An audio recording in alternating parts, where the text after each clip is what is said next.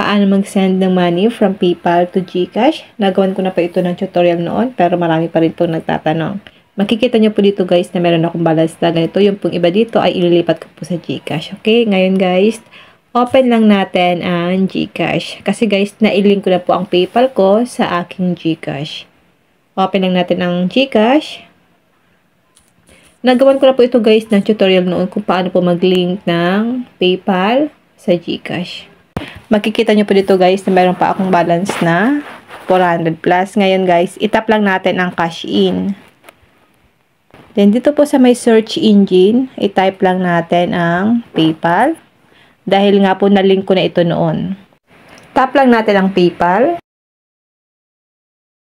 Kapag na-link nyo na guys ang inyong mga PayPal, makikita nyo na po automatic kung may naman po ang inyong mga PayPal. Ayan guys, makikita nyo po dito sa baba na ito yung remaining balance ko. Halimbawa guys, ito yung ita-transfer ko or ika-cash in ko sa GCash.